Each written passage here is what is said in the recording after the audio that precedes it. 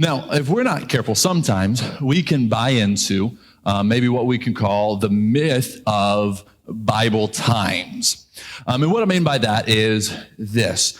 Sometimes when we think about the Bible, we can mistakenly believe that in the Bible that God is always verbally speaking, or that God is always doing some kind of transcendent miracle.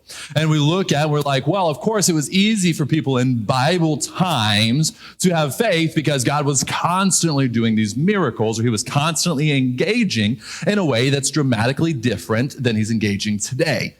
That, for the most part, was not true. There were times throughout the Bible that God was doing things, but sometimes if we're not careful, we can put on this lens and we can look at the Bible and we can be like, oh, of course, people in the Bible are just sitting by waiting for God to go, poof, there he is. Oh, that's just God again. No, when God spoke, even throughout the times that the Bible was written, it was a significant event. And God spoke through a few specific things. He spoke through the prophets. But even when he spoke through the prophets, usually the prophets would see a vision or they would get a word from the Lord. And sometimes it's very general, the way that a word from the Lord comes. And so we don't have a lot of detail at times in the way that that was given. But generally speaking, the average person, you and I, would have received a message from God through a prophet that would speak.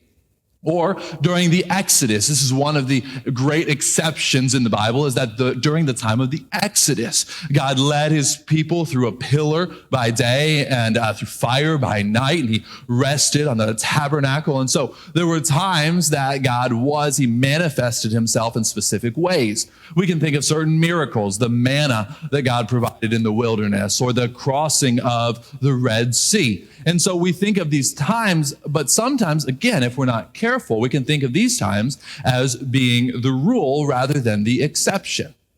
In fact, what we actually see throughout most of the scripture, overwhelmingly, God is working in the invisible.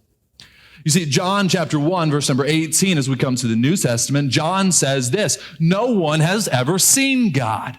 And Paul praises the invisible attributes of God in the book of Romans, chapter number 1.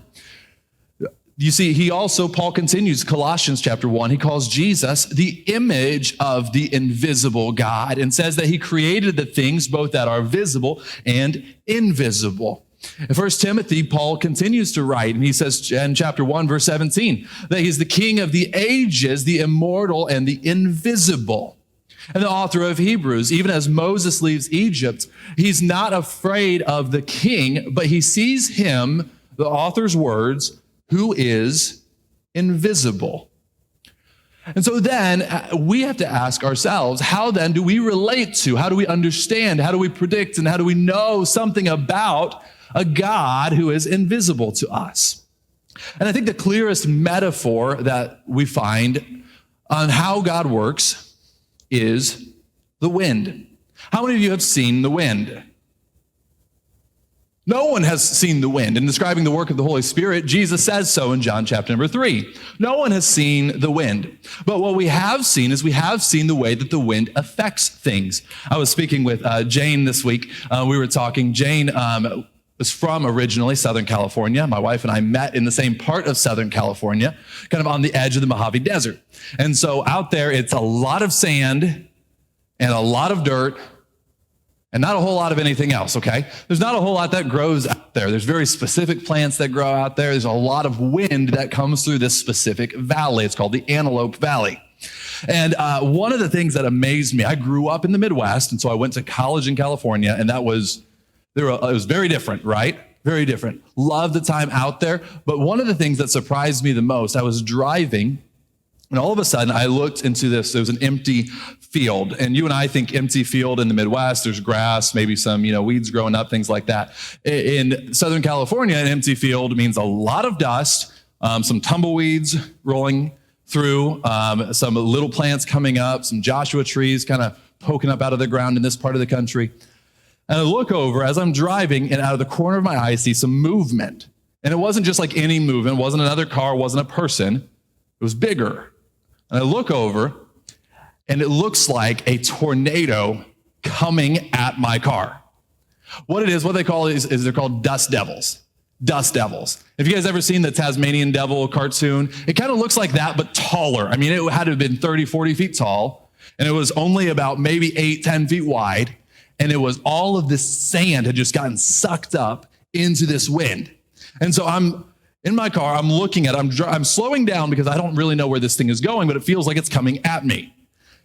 And so as it gets a little closer, I see it's about to come across the street. I stop my car and I watch this pillar of sand spiraling in front of me cross the street. On the other side of the street, it was apparently trash day in that neighborhood. And there were a couple of trash cans out. And this tunnel, this funnel of wind comes and just bowls over these trash cans that are sitting out by the road. I'm just sitting there in my car, little Midwestern boy, going, what have I gotten myself into? What is this place? But I couldn't see the wind, but I could see that the wind had sucked up these dust particles. I could see that the wind was doing something. And I even could watch the force of the wind as all of these cars have stopped to let this thing cross the road because none of us want to be inside of it, right? The wind has an impact even when we don't see it. We think of things like tornadoes, hurricanes, forces of nature that the wind picks up and this power is displayed. But we don't see the wind. We see the effects of it. Even as God moves through the unseen. We've all been somewhere in life where we've said, wow, God he must have been working. Even when we didn't realize, we didn't see him working. And so as we come to the Word of God today and over the next few weeks, what we're going to find that one author decided to capture how God works even in the middle of not being seen. And the way that this author displays this work is this author throughout the entire book. It's a story, a narrative. The author is very careful to not use the name of God. And so as we jump in today, I'd invite you to join me in the book of Esther, the book of Esther. And even as we read through this story, what we're going to find is by not mentioning the name of God, this author is describing to us the way in which God works. So here, as we look for God, we're not going to see his face, but we're going to find his fingerprints all over the scene. As we get into the book of Esther, maybe you've seen VeggieTales, where Esther is described and is played out. I'm going to give you a little insight. You might find some similar story points, but it's a very, very different narrative that unfolds than the VeggieTales version. And so if you're familiar with that one, I'm going to ask you to kind of take that out and set it aside as we open up the Word of God, because what we're going to find is we're going to find a complex narrative that's taking place. We're going to find characters that have depth, and there are things that go beyond what you might find in just a cursory reading of this book. And as we begin, what we're finding is a microcosm of how God is working through the whole Bible. And today in specific, as we open up, as we study Esther chapter number 1, what we're going to find is we're going to find a tale of two kings. A tale of two kings. And so let me introduce you to this first king. We find his name in verse number 1 of chapter number 1. Now, in the days of Ahasuerus, the Ahasuerus who reigned from India to Ethiopia over 127 provinces. In those days, when King Ahasuerus sat on his royal throne in Susa, the citadel, in the 3rd year of his reign, he gave a feast for all his officials and servants. The army of Persia and Media and the nobles and governors of the provinces were before him. And so where does our story begin? Our story begins in the capital of the grand Medo-Persian Empire. Now, the Medo-Persian Empire is the empire that had conquered Babylon. So if some of you may be familiar with the story of Israel throughout the Bible. And if not, I want to catch you up just very quickly with where we're at. We find that Israel had disobeyed and disobeyed and disobeyed God. And so God had said, okay, fine, I'm going to allow you to go into exile. I'm going to allow you to be captured by Babylon. And so for 70 years, they remained under Babylon, and they were oppressed by, and they were taken out of their land, and the temple was torn down. The walls were in shambles around the city of Jerusalem, and the people of God were scattered throughout the Babylonian Empire. Well, after the time of the Babylonians, God allowed the Medes and the Persians to come in and to conquer Babylon. And so that's where we pick up our story today, is this is no longer in Babylon. This is now with the Medes and the Persians. And so this is continued. This is during a time of the exile where some had begun to return back to the land. Some had begun to go back and to travel to Jerusalem. The first king of the Medo-Persian Empire, Cyrus the Great, began to send the exiles back and to allow them to return to Judea. And so this has already begun to take place. The rebuilding work had begun, but some Jews remained scattered throughout the empire. Such were the ones that we're going to be in just a moment. And so as we begin this, what we're finding is we find our introduction to the first king. And King Ahasuerus is like a lot of kings that we all know or have been familiar with throughout history. We see that King Ahasuerus, he is like most earthly kings in that he begins to view himself as more than just a king. What we've found over and over and over again, if you're a student of empires or student of civilizations, is that kings often begin to think of themselves more highly than they ought to. So we have, as the book of Esther opens. You see, we're going to look at this king and we're going to look at his corruption. But then we're going to see how it relates to the sin within our own lives. And then we're going to compare this king to the second king in the book of Esther. So as we begin, as we jump into the story of King Ahasuerus, I want you to be on the lookout for this first characteristic that we're going to identify in this king. Well, look at verse number 3 with me, if you would. The Bible says this. In the 3rd year of his reign, he gave a feast for all his officials and servants, the army of Persia and Media, and the nobles and governors and the princes of the provinces were before him. Okay, so that sounds pretty nice, right? He's throwing a feast. He's throwing a party. What a guy. Verse number 4. Well, he showed the riches of his royal glory and the splendor and pomp of his greatness for many days, 180 days. So what's the purpose of this feast? What's the purpose of this feast? Altruism, right? He's such a nice guy that he just wants everyone to come and feast with him. Is that what's happening here? No, he's showing off. He says, come look at me, come behold who I am. Look at the greatness of my kingdom. Look at the things that I can offer you. Let's continue reading verse number 5. And this feast goes on, by the way, 180 days. For 6 months, this feast continues. All right, this isn't your average, ordinary, everyday kind of feast. Verse 5, when these days were completed, the king gave for all the people present in Susa the citadel, both great and small, a feast lasting 7 days in the court of the garden of the king's palace. And so once he was done with the nobles and the governors and all of these powerful people for 180 days, he said, hey, everyone who was a part of this within Susa the citadel, everyone who was a part of this within the capital, we're going to have our own party for another 7 days because 180 wasn't enough. Verse 6, there were white cotton curtains and violet hangings fastened with cords of fine linen and purple to silver rods and marble pillars, couches of gold and silver on a Masonic pavement of porphyr, marble, mother of pearl, and precious stones. Drinks were served in golden vessels, vessels of different kinds, and the royal wine was lavished according to the bounty of the king. And drinking was according to this edict.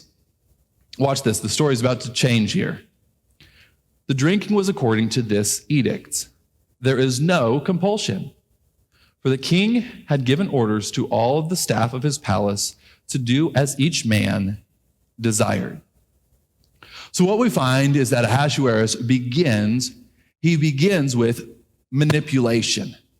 Manipulation. Because even as he's bringing everybody in, what is he doing? He's parading them in front of his grandeur, in front of his power, in front of his ability. He is saying, come in and see the might of my empire. And he begins as he is feeding them, as they are feasting. The message that he is trying to send is, you need me. I can provide for you. Well, as a believer in the one true God, the invisible God, we do not need the provision of any man. You see, there is no king that rules over us except the one true king, and his name is Jesus Christ. He is the one that is above every throne that we know of, that we can see here on this earth. He is the one that sits on the highest of these thrones. And we're going to continue to see how this Ahasuerus, how he was manipulating the people as he tried to play games with those who were around him. He was pulling the strings throughout this empire. And as the king, he felt like it was his privilege and his ability to do so. But what we're going to find is that this continues to, and this always backfires. Always backfires. You think you can solve your problems through manipulation? Think again. Because as you and I do similar things to Ahasuerus, as we try to control those things around us, as we try to make ourselves bigger than we actually are, what we find is we just create a bigger mess for ourselves. And then it requires us going beyond manipulation into domination. Domination. Look again at verse number 8. Watch this. It's a subtle, but when you see it, you can't unsee it. And drinking was according to this edict. There is no compulsion. Think about this if you would. If you were to come into the king's palace, now the king at this time was sovereign over all. The king at this time, you can't tell him no. He's not a president or an elected official. He is the king. He treats the empire like a possession of his. Could you imagine sitting before the king if the king said, hey, Kevin, drink this? What are you doing? What are you doing? Drinking this. You don't care what's in it. You don't care what it tastes like. You don't care if it's good for you. You don't care if it's going to kill you. Because if you don't drink it, you're dead anyways. And the king says, oh, no. Drink whatever you want. This is the first sign that there's something actually not quite right. If the king has to say, oh, no, you can drink only as much as you want to drink, there's something subtle going on beneath the surface here. How many of you have ever seen the movie Moana? Anyone ever seen the movie Moana? Kids, grandkids, movie Moana? If you really like that movie, you might want to close your ears because some of you guys, I might ruin this for. Cindy said I ruined this movie for her. So there's a song towards the beginning of the movie where they're singing about the island, right? And they're singing about how great the island is. That's kind of the feel, the vibe that comes off the book of Esther in the opening chapter. There's a story where they're talking about how they get these coconuts and there's fish and there's water and all of these things are going on. And then there's this line that the first time you hear it, maybe you don't notice, but there's a line that comes in and I'm telling you, go watch it this afternoon, do whatever you need to. Once you hear it, you can't unhear it. All of a sudden, there's this voice that comes out and goes, and no one leaves. Excuse me? Wait a second. It's eerie if you're paying attention to what's happening. Because they're thinking about, oh, this is so great, this is so great. And nobody ever leaves. That's what happens in this movie. That's what happens here in this book. The book of Esther, we find that, oh no, you don't have to, you can drink just as much as you want to drink, which is a great order until it's not. Because this guy thinks that he owns the people of the empire. And if he can't lead through manipulation, what we find is that he begins to lead through domination. And we're going to find this begin to be revealed here as we continue reading the first chapter. Verse number 9, Queen Vashti also gave a feast for the women of the palace that belonged to King Ahasuerus. So she's playing host to the concubines, to those who were part of the king's harem, is really what we find happening here. Verse 10, on the seventh day, when the heart of the king was merry with wine, he commanded Mehuman, Biztha, Harbona, Bigtha, and Abagtha, Zethar, Carcas, and the 7 eunuchs who served in the presence of King Ahasuerus, to bring Vashti before the king with her royal crown, in order to show the peoples and the princes her beauty, for she was lovely to look at. And so what do we find? We find that the king says, you know what, I'm the king after all, and so I can do what I want. For 187 days now, the king has done whatever he wanted. No one had stood up to him. No one had defied him. They had given in to the things that he had desired, the things that he had said. They had gone along with him as long as what he wanted them to do was in line with what they wanted to do. And then we find that he says, go bring me Vashti. And Vashti is a fascinating character that we only see for a brief period of time. Because what we find that Vashti is one of the most courageous people in this book. Because the king says, go bring Vashti and have her show up, and I want to show off her beauty. He wanted to use her, again, for his own power, for his own ego. But verse number 12 takes a sharp turn. But Vashti refused to come at the king's command delivered by the eunuchs. At this, the king became enraged, and his anger burned within him. Then said the king to the wise men who knew the times, for this was the king's procedure toward all who were versed in law and judgment. And so what does he do? They say, Vashti is not coming, king. And you would not have wanted to be the guy bringing that message. Because again, this king holds life and death. And so I imagine they're coming back to him, king, please, literally don't shoot the messenger. But Vashti ain't coming. And so the king becomes enraged. He becomes unhinged. He calls his counselors together. And look at verse number 15. According to the law, which is what is to be done to Queen Vashti, because she has not performed the command of King Ahasuerus delivered by the eunuchs. So he's saying, the queen has disobeyed me. Something has to happen to her. What is that something? What happens? What do they say? This very day, the noble women of Persia and Media who have heard the queen's behavior will say the same to all the king's officials. There will be contempt and wrath and plenty. So this is their advice to him. If it please the king, let the royal order go out from him. Let it be written among the laws of the Persians and the Medes, so that it may be not repealed, that Vashti is never again to come before King Ahasuerus.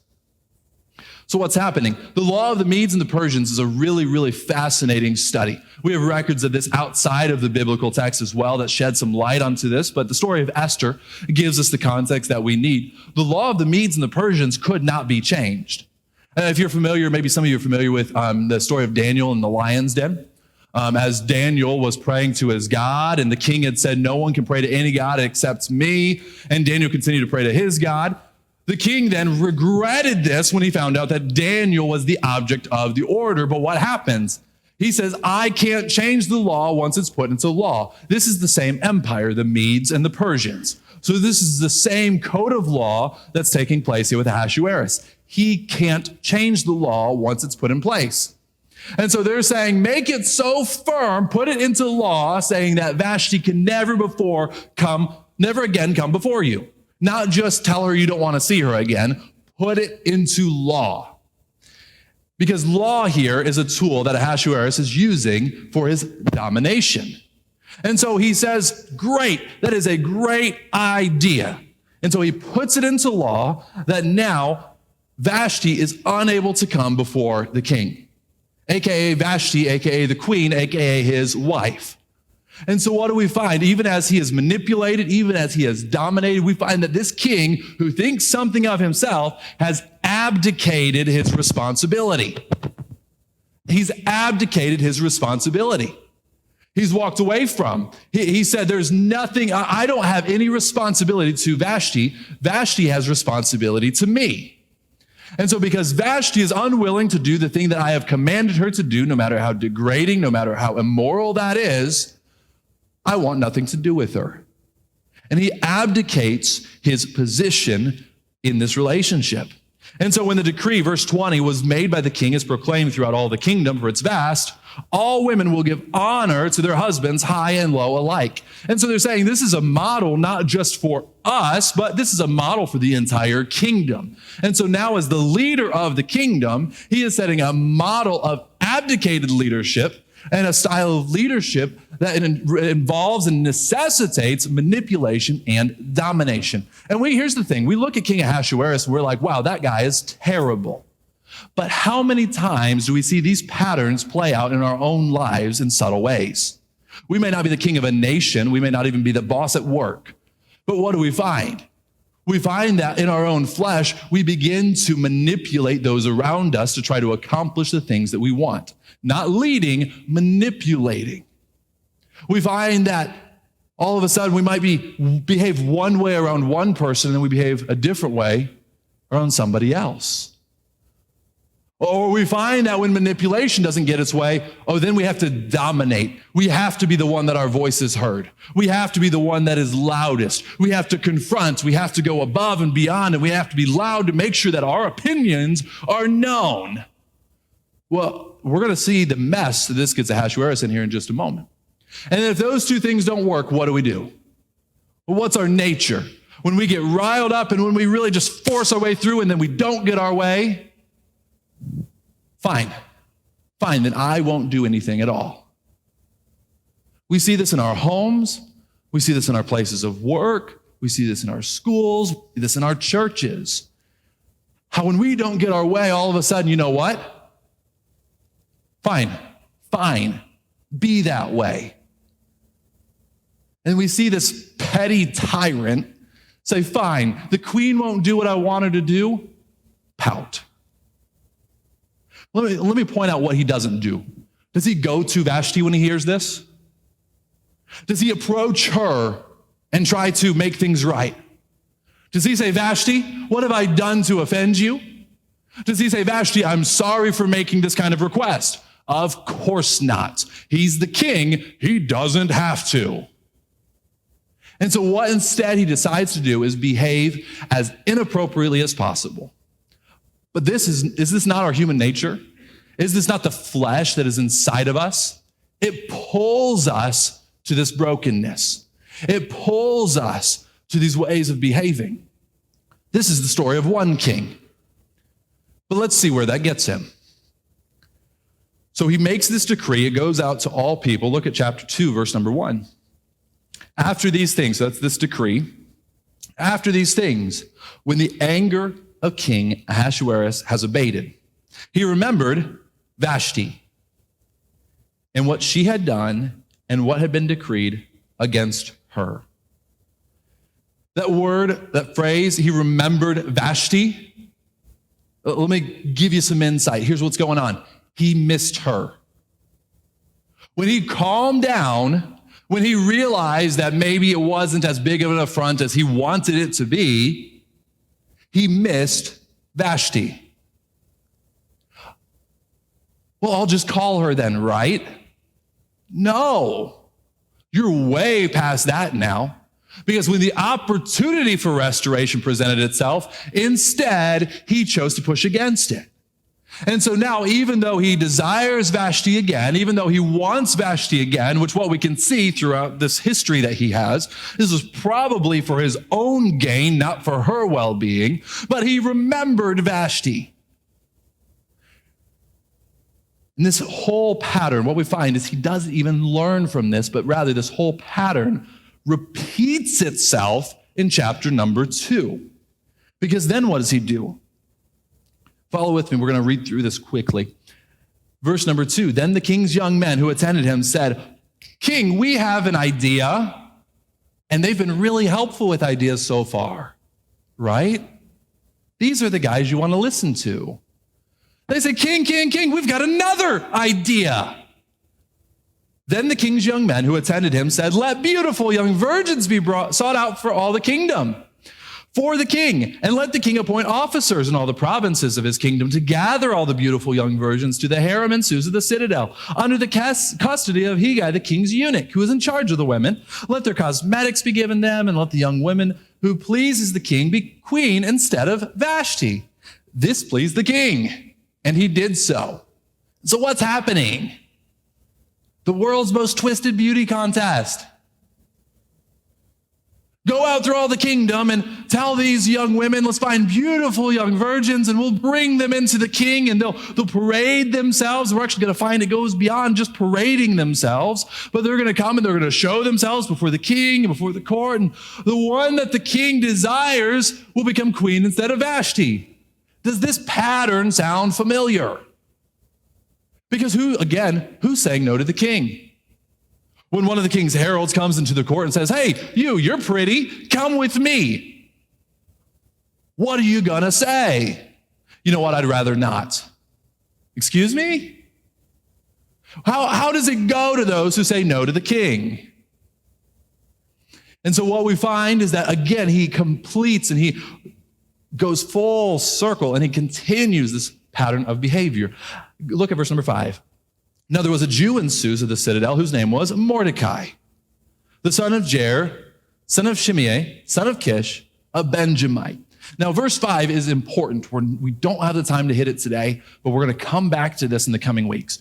Verse 5 and the way that characters are introduced within the story of Esther especially, but really throughout the whole Bible, are vitally important to our full understanding. And so we find the Benjamite Mordecai, who is living in Susa, who had been carried away from Jerusalem among the captives carried away with Jeconiah, king of Judah, whom Nebuchadnezzar, king of Babylon, had carried away. And so Mordecai was not a young man. He was actually a member of the group that was carried away from Jerusalem into Babylon. And so he had seen the turnover in empire. So he would be up in years by the time that we're reading the story. He was bringing up Hadassah, that is Esther, the daughter of his uncle, for she had neither father nor mother. And so we are introduced to the title character of this book. We know her here as being an orphan. Her father and mother had both passed, and she was raised by this man, her cousin. This is her cousin, Mordecai. The young woman had a beautiful figure, was lovely to look at. And when her father and mother died, Mordecai took her as his own daughter. So when the king's order and his edict were proclaimed, when many young women were gathered in Susa the citadel in custody of Hegai, Esther also was taken to the king's palace and put in custody of Hegai, who was in charge of the women. And the young women pleased him and won his favor, and he quickly provided her with her cosmetics and her portion of food, with 7 chosen young women from the king's palace, and advanced her and her young women to the best place of the harem. Esther, watch this is important to the story as we continue forward. Esther had not made known her people or kindred, for Mordecai had commanded her not to make it known. And so she hadn't told anyone that she was from Judah, that she was, in this case, a Benjamite. No one knew this, that she was Jewish. But rather she continued in the king's harem. Esther, verse number 11, every day Mordecai walked in front of the court of the harem to learn how Esther was and what was happening to her. Now when the turn came for each young woman to go into King Ahasuerus after being 12 months under the regulations of the women, since this was the regular period of their beautifying, 6 months with oil of myrrh and 6 months with spices and ointments for women. When the young woman went into the king in this way, she was given whatever she desired to take with her from the harem to the king's palace. Watch this, verse 14. So 6 months of preparation. And then when the king called her in the evening, she would go in. In the morning, she would return to the second harem in custody of Shashgaz, the king's eunuch, who was in charge of the concubines. She would not go into the king again unless the king delighted in her, and she was summoned by name. And so what we're finding is that Esther now is brought into this first chamber, this first housing of the women. And for at least 6 months, they would go through a purifying process. And then the king would say, send me one of these women again. Send me another one of the women. And one at a time, they would come through as the king required of them. They would come to the king. They would stay the night with the king. And then the next day, they would be inducted into his harem as one of his concubines. But watch this, never to see the king again unless he asked for her by name. And so what's happening? The king is continuing the same process of manipulation, of domination, and of abdication. He is taking them, he is using them for his pleasure, and then he is throwing them out. They now belong to him, even if he has no investment in their lives. And so this is a tragic situation that we're finding really Esther stepping into. This is not a love story, as some may try to paint out this picture. But even through this, so now we have a picture of the king that we are going to be following through the next few weeks. And this king is only one of the 2 kings that we actually find working throughout the book. Because all of these things that the king is participating in, what we're finding is that these are actually perversions of the design of the true king. See, the story of Esther takes place at the end of the exile. This is after the temple had been rebuilt, but this is prior to the walls being completed by Nehemiah.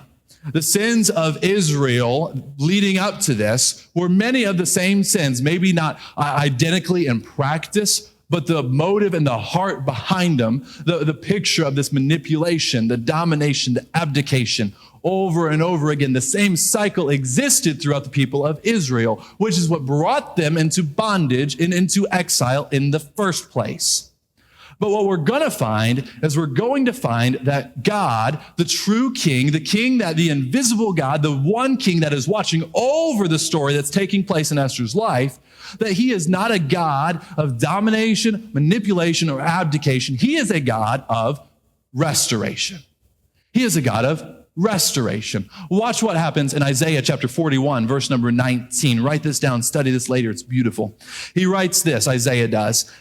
And this is God speaking of the post-exilic time, the time where the people would come back into the land. And he says, I will put in the wilderness the cedar, the acacia, the myrtle, and the olive. I will set in the desert the cypress, the plane, and the pine together. And so what is he saying? He's saying, I'm going to take a place that is dry, that is barren, that is all shriveled up and thirsting for life, and I'm going to put life back into it. I'm going to find the place that has been laid desolate, and I'm going to make it like new once again. Isaiah 55, verse 13, he says, instead of the thorn shall come up the cypress, and instead of the briar shall come up the myrtle, and it shall make a name for the Lord, an everlasting sign that shall not be cut off. And so what we find is really, even in these verses, we get an indication of something that was to come. And we find that one of these pictures of healing is the myrtle. The myrtle. We're going somewhere.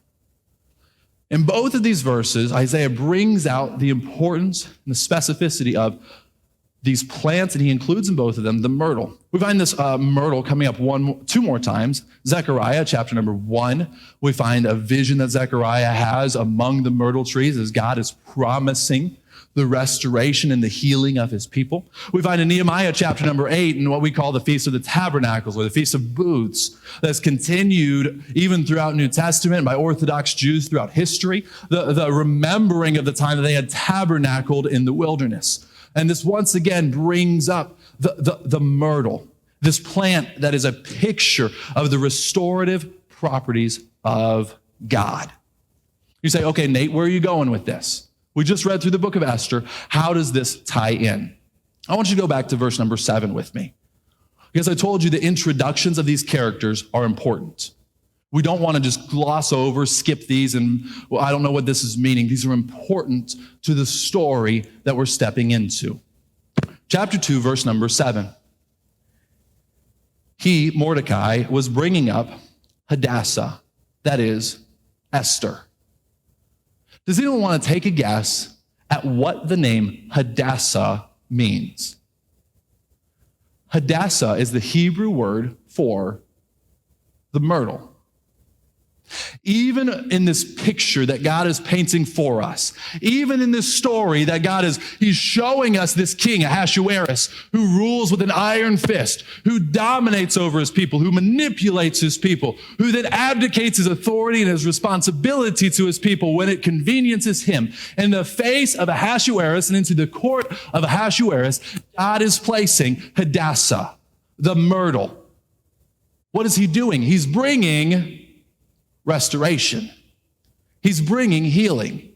Because you see, Ahasuerus had gone so far, he couldn't heal any of these things himself. And we're going to find that not only was Ahasuerus in need of healing, but there are a number of things playing out through the whole book of Esther. And so what we find Esther to be is Esther is a book of restoration. Esther is a book of healing. Esther is a book of wrongs made right. But follow me. We can't make the wrongs right by ourselves, can we? We can't say, I'm going to do better, and then all of a sudden it just becomes healed. Healing is the work of the other king in the book of Esther. Healing is the work of the invisible God. And you see all throughout this book, he's not mentioned, but that doesn't mean he's not there. He's working behind the scenes. He's combating the manipulation, the domination, the abdication of the king that ought to be stepping up and leading. And he's combating this with restoration. He's restoring. He is beginning to make things like new once again. But what we really find is that this is not out of character for God at all. This is in line with who he is. Because even as we fast forward to the New Testament, what do we see Jesus doing in his time on the earth? What does Isaiah prophesy will one day come about? We see that Jesus in his time, he is healing sick. He's making lame walk again. He's taking those who are unable to speak and making their tongues function. The words are coming out of their mouths for the first time and for the first time in a long time. God is bringing it about and he is doing something new. It's in his character to restore. Even as we fast forward to the end of the Bible in Revelation 21, God is speaking and he says, behold, I make all things new. He doesn't say I will make or I have made. He says I make all things new. It is who he is. So when we come before the invisible God and when we look for the invisible God in our world today, he is a restoring God. You see, he wants to restore you. He wants to take you even in the middle of your brokenness, even in the middle of your sinfulness. You see, we put ourselves in these places and we just can't overcome. We can't go further. We try to fix it and we just mess it up and make it worse, right? How much is that the story of our lives? But God, and you see, even in the middle of this terrible situation, even as Esther is placed where no one would want to be, God is beginning a work of restoration. So my question for you today is, as we begin to apply this to our lives, where do you need to be restored? What area of your life have you tried to do it in your own strength, to do it in your own power? You've tried just to make this thing better. You've tried to handle the situation on yourself, but you see it decaying. You see it crumbling. Well, listen, there's a God of restoration. There is the God of the myrtle, the God of Hadassah, the God of Esther, the invisible God. And the work that he is going to do through this book and the work that he wants to do in your life is the work of restoration. You see, we've all sinned and been separated from him. He wants to restore us to himself through what we call the gospel, the death, the burial, the resurrection of Jesus Christ. He wants to restore us even throughout our lives, our relationships. He wants to restore these things and bring healing. He wants to bring peace, and he wants to bring these things to you.